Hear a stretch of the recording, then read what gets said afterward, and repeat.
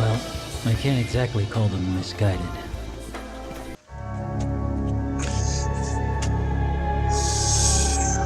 Well, first, welcome to the final mission in my Vergil playthrough. Before we start it off, can I get... Haha! So I will be able to get before this playthrough. Sweet! Nah. The next one. The next upgrade is 50,000.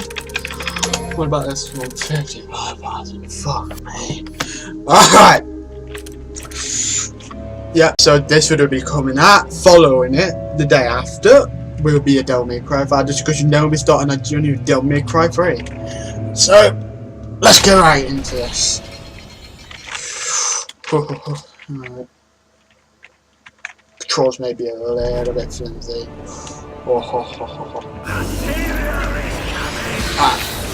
we'll do this. What?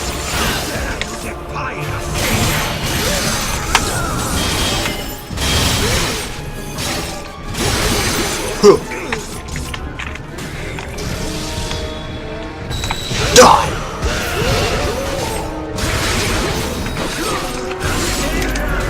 Right, let's get a little bit of distance.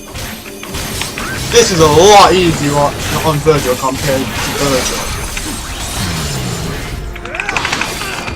Oh, it's sneaking in a motherfucker. Wow, that's an attack. Oh. No, why do you get another punch?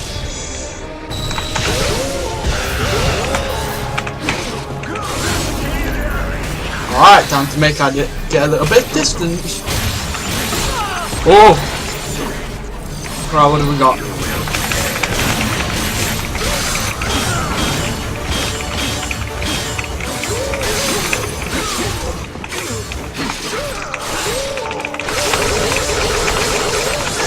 Get fucked!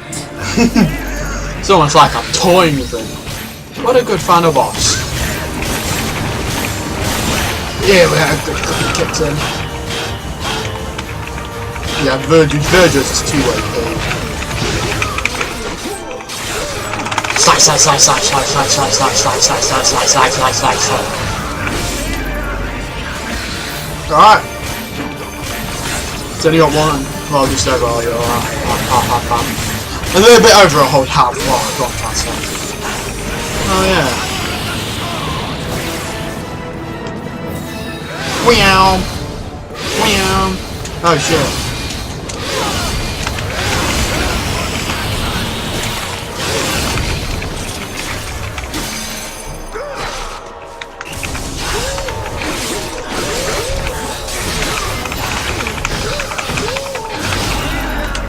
What? Piss off!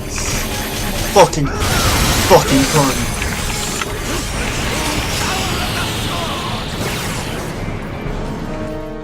Wham! Wham! Wham! Wham! Wham!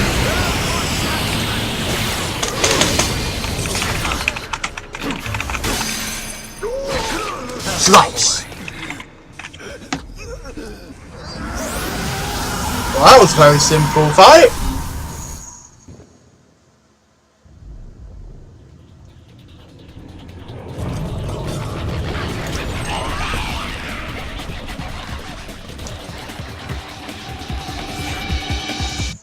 Oh, this is quite exciting.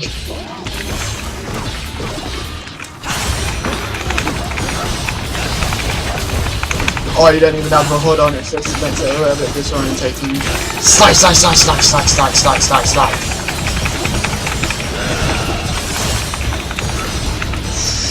We'll use this a couple once more.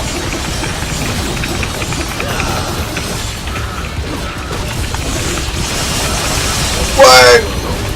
Going all over the place now, right?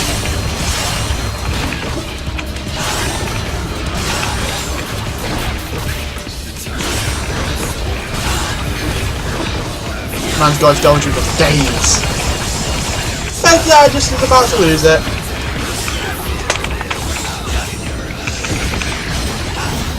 Here we're getting a little bit of enemies coming in, so let's go best by switch course edge. Right, we switched to Yamato. Die! Right, it's only scarecrows as well, so you can kind of relax a bit. You know, after fighting some tough enemies, this is just a chill way to end the game.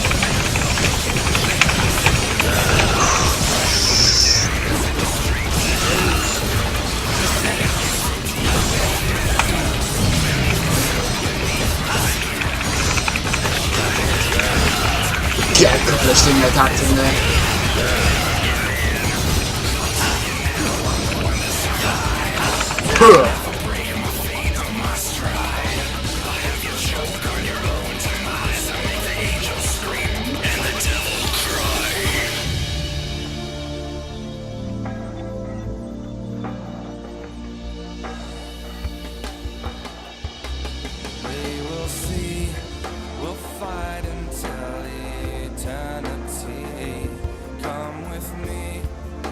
Stand and fight together. Through our strength, we'll make a better day. Tomorrow we shall never surrender. Well, I can't exactly call them misguided. But soon they shall know this devil's power. A power greater than they ever imagined.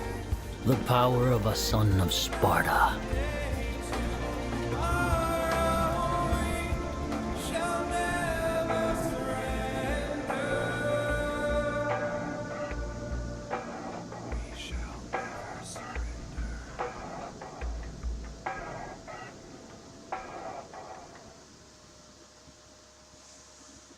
+30 demons, not bad.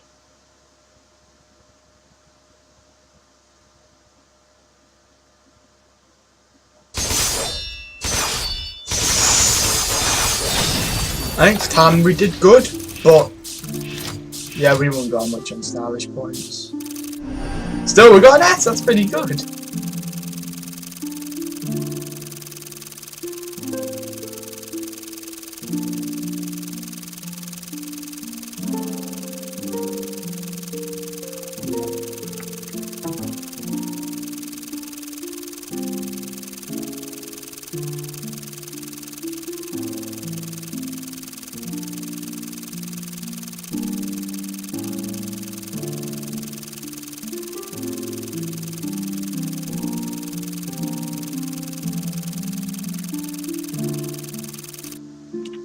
Sorry about that, I just love this soundtrack.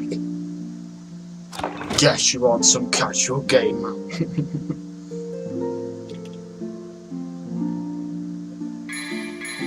Game clear bonus has been added. Character images have been added. New costumes have been added. Sick. Whoa. That's Devil Hunter completed. I think this video is actually a little bit short. So let's have a look at the new items that have been added. I still want to know what that is. Gameplay bonus art. Don't get the shoulders in it. Devil in the pale bloom. Right. Oh, you get to the side. A little bit of scarecrows there. Character images, let's have a look. I think it's a bit further down.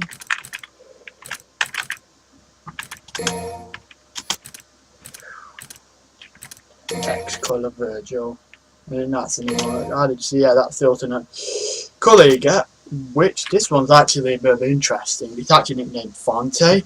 Just for when you play Devil May Cry 3 and you play as Vergil, you go up against Vergil at one point and his code changes to red, just so just to stop you from getting confused between the two, so it's easy to fight. Right? And the red is meant to is similar to Dante, so they combine Vergil and Dante, which is Fonte. But yeah, there's actually been like no official name for it though.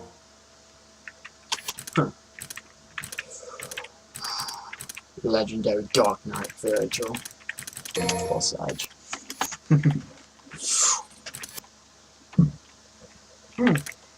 Few reference bonus material. Now what? Let's have a look through this since I ain't gonna be back on this game for a while. Items. Files on the orbs you have obtained. Red orb. A magic redstone of crystallized demon blood. Offer it to the gods to earn new power. Well, I already know this, I just like reading them out. A magic redstone of crystallized demon fluid. It restores lost life power. White orb. A little bit bright. A magic white stone of crystallized devil spirit. It revives lost magic power. Blue orb fragment. Blue fragments of crystallized life force. 4 of these form 1 complete stone. And a glorious blue orb. A magic blue stone of crystallized life force. It boosts 1 maximum vitality. A magic purple stone of crystallized magic. It boosts 1's magic power limit. Oh, this stone, this orb even is shown a lot of times. A magic golden stone made through a secret process. It can restore lost souls. Item. Vital Star S. A spiritual stone made using alchemy. This slightly revitalizes lost life power. Vital Star M. A spiritual stone made using alchemy. This moderately revitalizes lost life power. Vital Star L. A spiritual stone made using alchemy. This greatly revitalizes lost life power.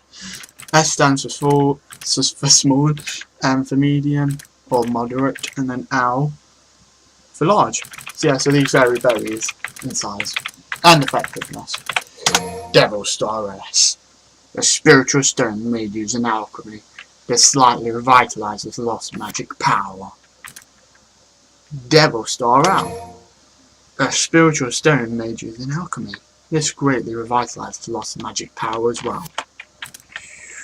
And behold the holy water. Pardon me? This holy water can fend off demons. It severely damages nearby enemies. Whew. And the key items. So these are like puzzle items you've gained, I believe. Yep. Proud souls. Soul filled with the pride of noble blood. Indispensable when boosting one's abilities.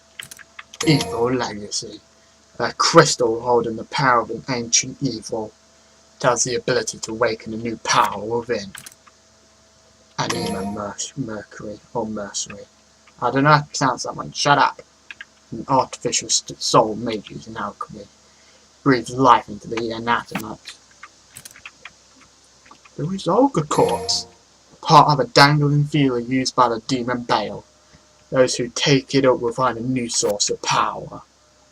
Wing Talisman. A talisman made of crystallized angel wing. It can stimulate the divine response in specific equipment. Zephyrek Fruit. One of Echnidna's seeds. This fruit of her womb holds the power that binds together demonic plans. And Aegis Shield. A shield once held by Credo. Those who take it up will find a new source of power. And the good old Key of Cronus. Crafted of concentrated magical energies. Can manipulate the very fabric of space and time. Let's go have a drink. That is all for the enemies. No, for the enemies, the items. Now let's move on to the enemies. Files on the enemies you have encountered. Let's have a look at the lesser demons first.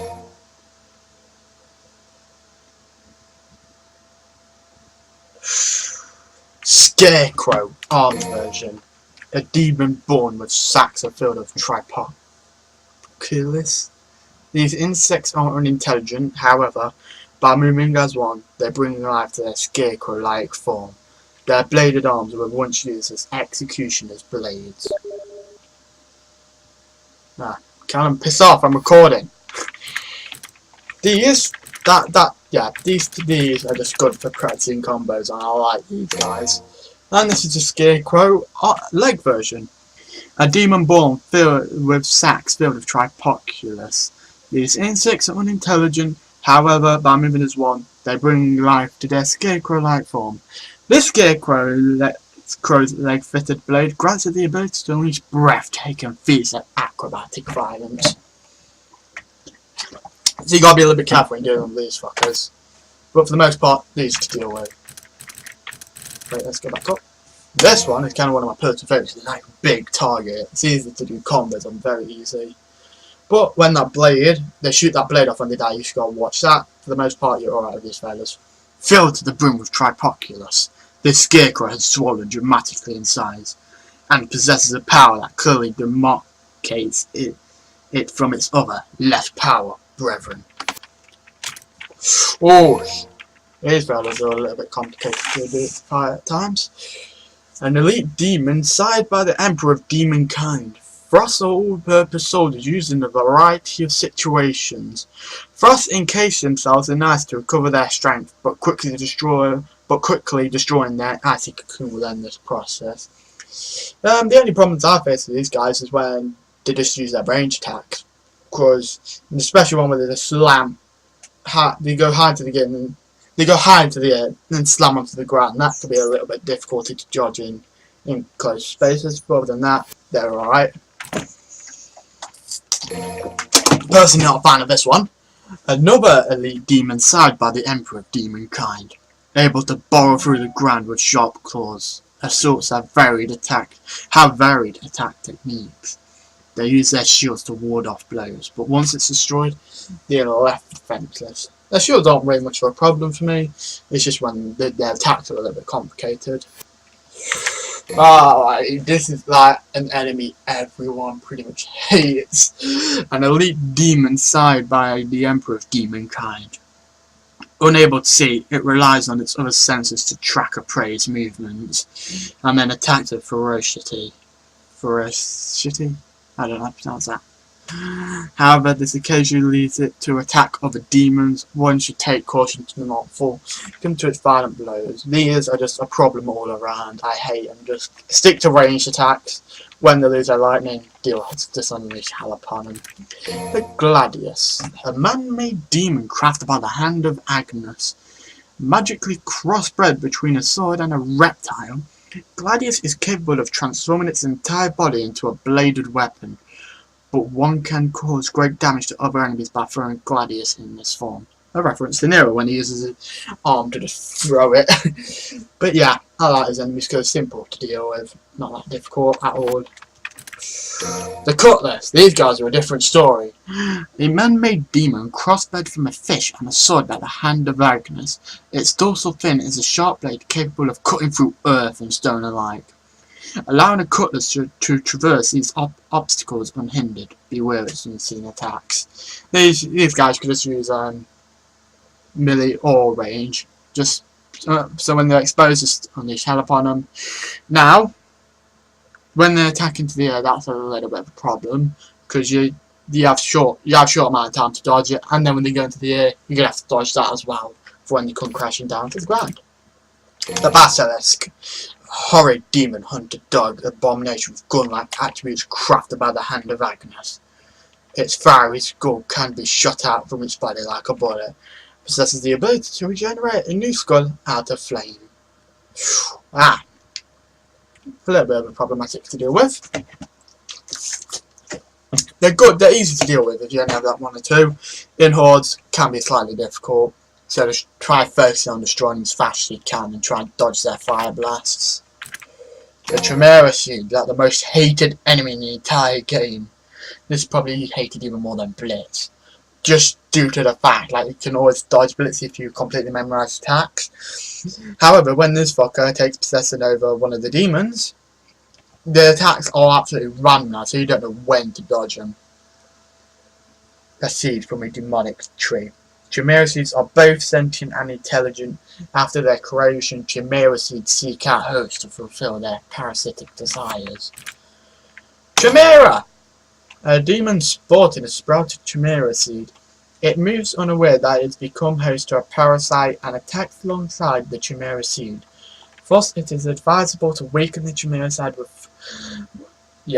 seed with small arms fire and then take down its host. Right. The Mephisto, a floating demon wrapped in a black cape of special gas that allows it to pass through objects. Mephisto appears to its foes as a black demon of death. However, in its true physical form, it's nothing but a tiny coward. That is absolutely true. Just you mainly use firearms, or if you're a little bit risky, try and head him on first. Try and deal some melee attacks to him. The upgraded version of Mephisto. While closely related to Mephisto, Faust is leagues more intelligent and cruel. While its tiny, cowardly physical form is unchanged, Faust's capacity for violence makes Mephisto seem like a mere infant.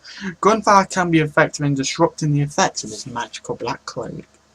So you have to just try and dodge those lasers when you try to shoot him. You can also counter him. As long as you memorise attacks patterns, you should be good.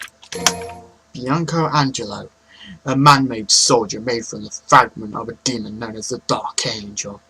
Filled with either a human or demonic soul, it carries out its master's orders with mechanical precision. And then this is like a commander of the Bianco Angelo, Alto Angelo. A knight turned demon via the Ascension ceremony. The Alto Angelo has donned the armor of a Bianco Angelo to lead them into battle. It is said that an Alto Angelo can raise the abilities of the Bianco Angelos around it, which is very true. It can perform off a little bit of complicated combos. And a Fault. Faults are subterranean creatures that dwell in the demonic underworld. They can seek out the magical power of their prey, and once found, they appear suddenly from below, wrapping their victims in darkness. The darkness within the Fault's body is often habitat to demonic denizens. So yeah, these are a little bit complicated. For the most part, you can dodge them, but if you get caught, you can fight your way out, but sometimes they're a pain in the ass for when you're getting overrun by demons. So yeah, that's all for the letter demons. Now let's go to the good stuff. View information regarding boss demons.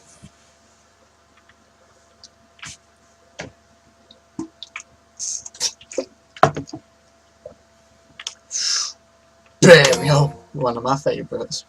A demon hailing from a cruel circle of the underworld known as the Fire Howl. The otherworldly flames that wrap Bear's body, preventing from falling victims to the magical machinations of others. However, when these flames are extinguished, Bear is at a great risk of damage. Yeah, so he's basically, just including Dante's tutorial, he's the first boss you face. A pretty exciting one. I like his interactions with Nero. Basically, his attacks are basic.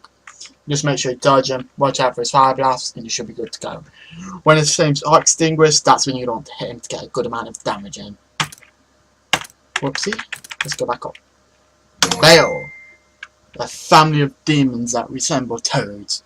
They use a gas to conceal their bodies and sensual bait to lure prey which they swallow up. These demons are not used to direct combat, and their huge tongues are a particularly weak spot. Let's follow this up with Dagon, and I'll give you my thoughts on these bosses. A demon, much like Bale. Adaptation has caused it to evolve a different body colour. This proves to be the only difference between the two, including the particularly weak tongue. Yeah, these are just they're easy to deal with. Just when they start using the two women attached to them, deal damage to them, but watch out for when he tries to grab you. If he does swallow you, try and use your devil trigger, that will automatically break you out of it. And for the most part, his attacks are slow, so he should be good to dodge in. Echidna, master of the forest, home to many demonic mysteries. Echidna scatters its seeds so it acts as host for further demons. She aims to create a world where demons prosper through a plant-like progeny. Appearing to be a dragon, Echidna takes the shape of a woman wrapped in petals. Yeah, this one, which I nicknamed the Flying Snake, is a good boss. I personally like the design of it. And yeah, for the most part, she does throw a bit of projectiles. and sometimes she'll sit down. That's when you don't want to get a bit of damage in. Just watch out for a couple of attacks she'll bring out. So, yep, her moves are telegraphed pretty noticeably, so it should be good for her for the most part. Agnes. The chief alchemist of the Order of the Sword, Agnes created both the Cutlass and Gladius and is able to control them at his will. Yeah, when you encounter this boss, he's pretty easy, so now just keep throwing the shit at him. And as with Vergil, and maybe just shoot all the fucking... just keep destroying... The Gladius is what they're called. Yep.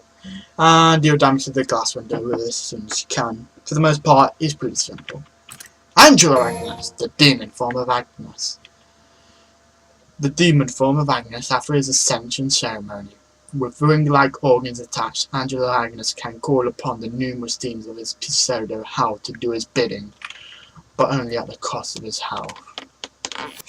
Yeah, he has a bit of summon abilities. He can shoot fireballs at you, he can summon cutlasses, sometimes he'll summon basilisks depending on the difficulty. For the most part, just try to avoid that and get the hits in when you can. When he does start using ranged attacks, just switch to firearms and just keep spamming that for a little while. Try not to do it too long though, because it would obviously drain your stylish meter, which is not good if you want to get a high rank. So when he is in a particular weak spot where you know he ain't gonna use an attack, try and get a couple of hits on him there, try and switch out your combos to keep up your stylish meter up. And Angela Credo. That is one sick boss. The demon form of Credo after his ascension ceremony. The shield held in his left hand is meant to protect the order and thus exists as a symbol of Credo's faith. The shield is also capable of repelling any sort of attack. Yep, it's a pretty fast boss fight. You just got to memorize attack patterns. After he's done one of his combos, he'll give you a few seconds to attack. That's where you're going to deal the damage. And as for Nero, try and get a couple of burst attacks on him if you're able to. That's about all I have to say for this boss. Oh yeah, it also has a sick soundtrack to it. Now this is another son of a bitch, the Saviour. The most powerful demon brought forth by the Order of the Sword. Its exterior, often mistaken to be a god, holds a millennia of demonic matter and spirit melded together. With the blood of Sparta and its ancient sword, it will be possible to control the Saviour for the first time. That's right, as Dante is a son of a bitch, you just got, at first, focus on destroying all the blue orbs. When that happens, you'll get a little cutscene, and then you have to do a little bit of jumping around, then you'll get the health bar. As for the health bar, it's hard. When he goes into that animation where he slowly rises up, you'll have a lot of chance to deal damage. You get your most heavy weapon, like the weapon that will deal the most damage with charging. So, for example, do the backwards attack with Beowulf with Vergil. Activate Devil Trick to deal the most damage. For the most part, if you're not confident with dealing melee attacks to him, when just try and mostly shoot for his gun, use your guns to shoot him.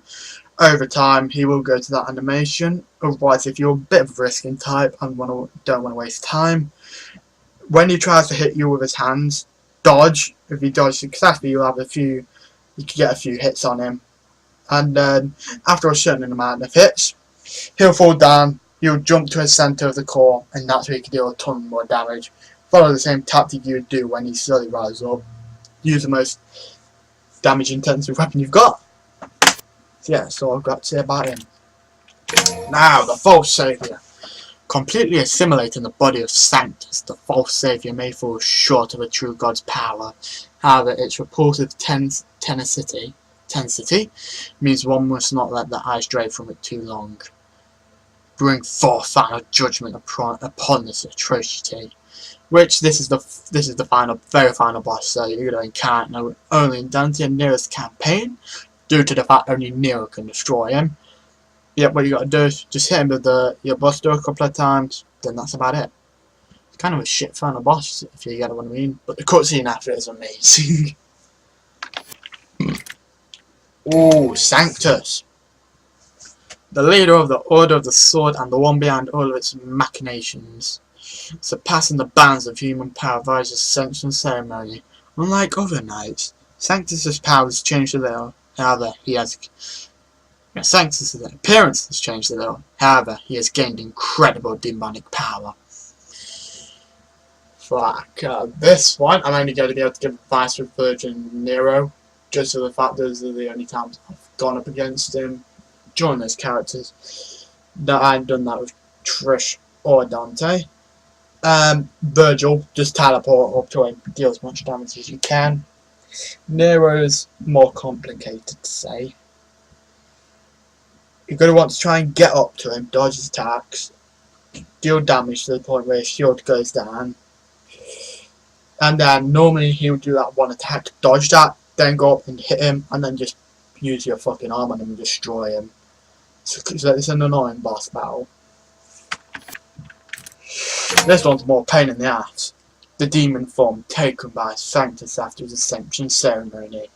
The ability to resonate with Sparda at this ceremony gave Sanctus is amplified, giving him power far beyond that of any normal demon, and warping his body into a hellish visage. Visage, I don't know how to pronounce that. There's a lot of words I can't pronounce. This one basically follows the same route. He will have a couple of new attacks. He will use his Sparda's shield, and that, like roughly when he only has 2 life bars left, he will do that. He will use a continuous attack after you've taken down his shield, I presume. Then after that, as soon as that attack ends, go up to him under and he'll be shielding. As soon as he stops shielding, go up and attack him. It requires a bit of precision. I personally hate this boss, it's not fun at all. And the final list, my favourite boss. Son of the legendary Sparda, the devil hunter known as Dante has become a legend in his own right. With his sword rebellion and guns known as Ebony and Ivory by his side, many demons have come to know Dante's incredible power during his long career. First battle of him, easy. Second battle is a lot more tough. He starts using, I know in later difficulties he starts using more of his arsenal. That gets a lot more complicated. For the most part, it's hard. Just try memorize his attacks. He will go for a stinger sometimes, and sometimes he'll come for the air. Know to dodge those. Sometimes if he does do a stinger, try and jump up and then use an attack that will slide me down onto him. That will deal a bit of damage. Use a Nero when you start doing attacks on him, and he stops attacking. Like you're attacking him and he's unable to attack. See if you get a buster on him, that will deal good damage.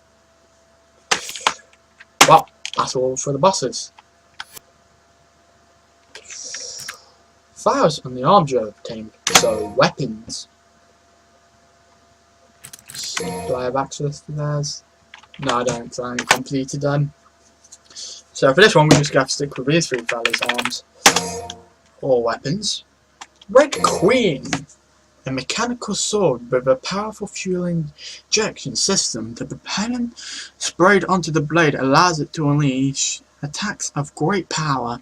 However, the Red Queen's complex customizations means only Nero is capable of controlling it. You know, one part I loved about this was when Dante mocked him at the beginning. Like when Nero charges his sword and then Dante just does the same.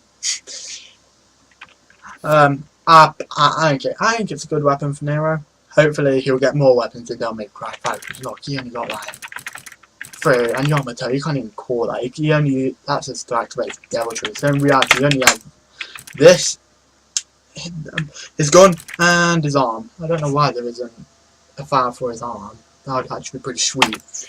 Blue Rose. A unique, specially constructed revolver with 2 barrels, allowing 2 shots to be fired nearly simultaneously, a product of Nero's own hands, which can be charged to deal greater damage. Personally, I like the gun, pretty sick. And then Yamato, a sword imbued with tremendous magic. It unleashes the latent power of Nero, which since Vergil has been confirmed to be the father of Nero, that's pretty sick. That how he's got his own father's sword by his side. Right, that's all for Neareth. Now we go Dante. He has quite a bit, doesn't he? Let's start the good old rebellion. A memento given to Dante by his father. This large magical blade is a physical manifestation of Dante's power. Similar to this is a weapon similar to the Ifrit and Beowulf, made of a devilish metal that absorbs organic material and transforms it to steel. This weapon will shock or enemies with its brute force. I think personally this is the coolest design of art. Like similar like Ifrit and then Beowulf and then Gilgamesh. I think it's the coolest design just for that like rainbow texture. Yes, I am recording. I am recording, Callum.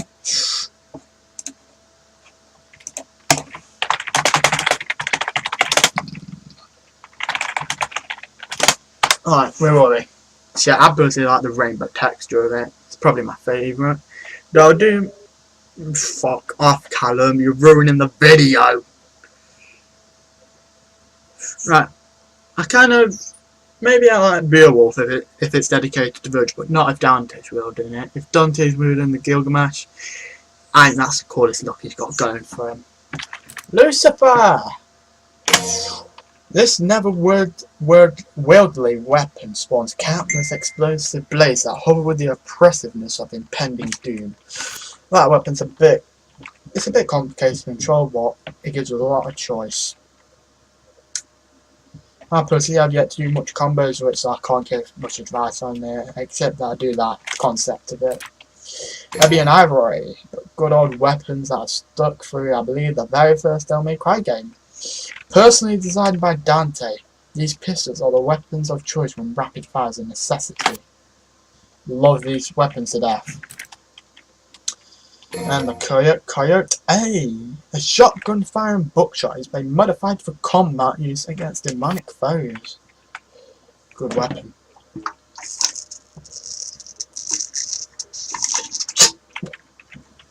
Thirdly, neither more. Pandora. This is an interesting weapon. I'm hoping something similar to this will make a comeback in Devil May Cry 5 with more limitations. A demonic weapon of 666 calamitous forms. It spells misery and disaster for countless foes. See, I want to see if we get something like this. Perhaps if they might let us add customization to this, which would be thick, but it's doubtful this could happen. Yamato! A katana used by Dante's brother Vergil. It is both the key to opening the Hell Gates and to their very destruction. As we saw in the beginning of Mission 18, where Dante destroyed one of the Hell Gates with one slice of Yamato. And that's the final arsenal of his weapons. Now, Vergil's weapon is my favourite guy. Yamato! A memento given to Vergil by his father. This demonic Japanese-style sword is capable of slicing through anything it touches. Pretty powerful sword, not gonna lie. Probably has more capabilities than, dare I say, Rebellion. I think in basic terms, Vergil is genuinely more powerful.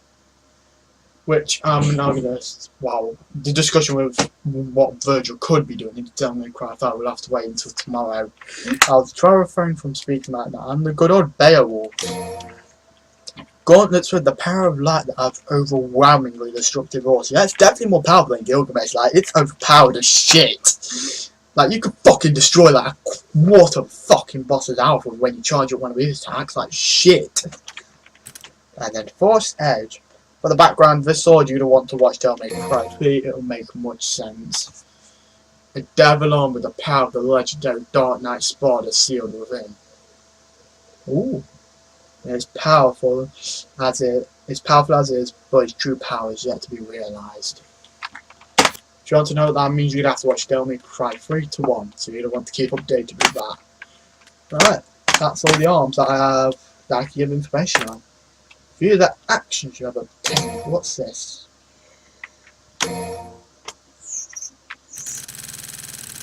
That is way too long. Yeah, we don't need to have a look for that. That could perhaps wait for another video when we return to this game.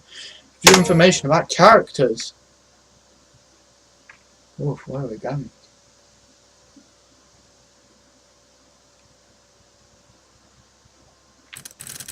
Ooh, we got a bit. Let's have a look. Nero. Young and fiery, Nero is a member of the Holy Knights, a group charged by the Order with the task of eliminating demonkind. Always ready for a fight, Nero eschews the other members of this group to carry out his work alone. However, his innate powers have earned him the respect of everyone. That's the background of Vergil. Not Vergil. Well, the son of Vergil. You get a little bit of information out of him. Now, the custom costume you get with purchasing special edition. Yeah, it's basically the same description. Should have seen that coming. So yeah, this is you automatically earn this costume. Beat Devil Hunter and you get this costume. Dante, legendary Devil Hunter who sealed away the demon Emperor Mundus. Son of Sparta, the demon revered by the Order of the Sword, Dante stands alone between demons and humanity. His mastery of close quarter and ranged combat had led some to believe he had surpassed his father. I mean, he is pretty powerful. Could be a possibility. There we go. That's the costume you automatically get for purchasing special edition. This is the colour you get for beating. This is the costume you get for beating on Devil Hunter, which is more like an emo Dante, if anything. Move out the fucking way, massacre. So, Vergil, Dante's twin brother, who also carries the bloodline of Sparta. Unlike Dante, he embraces demonic heritage. While wandering across the globe in a quest for information about his father, he learned of the Order of the Sword, who worshipped Sparta as a god. Intrigued, he paid a visit to Fortuna many years before Dante's arrival, which, if you see the cutscene at the beginning, that's where he ends Fortuna, and the ending cutscene is where he hints at Nero's arrival. Those both took place before the actual events of Devil May Cry 4. It actually takes place before even Devil May Cry 3 happened. And then this is the costume you automatically earn for purchasing a special edition. And this is the costume you earn, as you know, for being in this game on Devil Hunter. Lady. Making her living as a Devil Hunter, her precious encounter with Dante are long and twisted. However, the two have arrived upon a mutual friendship. Known to force her dirty work upon her friend, then demand vast sums of compensation in return. Lady, her backstory is given in Devil May Cry 3. I like her, she's pretty funny. And then Trish, a demon with a striking resemblance to Dante's mother. Once a conspirator against Dante on the behalf of Mundus, Dante's decision to save Trish sparked her conversion to his cause, and now they work together. A little bit more information can be. It gives the entire backstory of Trish in Devil May Cry 1, which I'll be doing after Devil May Cry 3. And then Kyrie, Nero's girlfriend. Kind and loyal, Kyrie is trusted by everyone. She is renowned for her musical ability, which has earned her the coveted role of songstress for the Festival of the Blade. Having accepted Nero into her family, their relationship can resemble that of brother, friend and lover, all in one.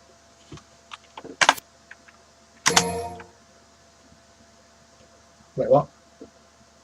Having accepted Nero into her family, their relationship can resemble that of a brother, a friend, and a lover all in one. How the fuck does that work? Alright, now mind. Credo! Credo is the supreme general of the Holy Knights and earned his title due to his ability with a blade.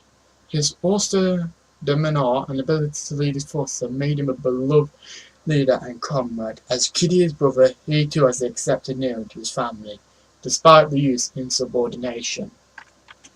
I actually like Credo. It's unfortunate that he died. I actually pretty liked him, but what can you do?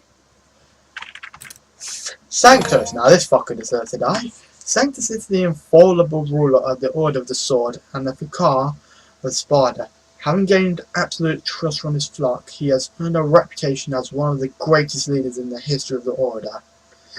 He once served as Supreme General of the Holy Knights and is known to endlessly crave knowledge. This guy, not personally a fan of him, he deserves to get shot by Dante. Agnes. Talking about people who got shot, this guy got shot by Dante as well. Agnes serves as the chief alchemist for the Order. In charge of development of anti-demonic technologies and arms, he is responsible for the iconic sword used by the Holy Knights. Often in the lab shut-in and prone to stuttering, he's so rarely seen that his very existence is unknown to some members of the Order. Gloria. Meteorically rising to a leadership position in the Order shortly after joining the Faith, Gloria's exotic appearance and voluptuous assets set her apart from the rest. However, her rise to the top, coupled with her looks and ability, have attracted the attention of many detractors. Wonder why. The people who don't know, that is Gloria. That Gloria is Trish in disguise. Yeah, so we've unlocked 16 out of 19.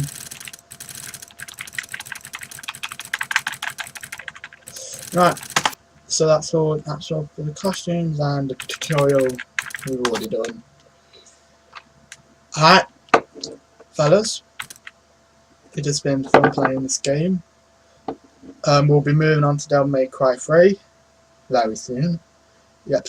So tomorrow we're gonna have a Devil May Cry 5 discussion. Then after that, Devil May Cry 3 it is, which is the hardest in the series. I'm probably gonna die a fuck ton. Because the first playthrough I did, 15 hours to beat it.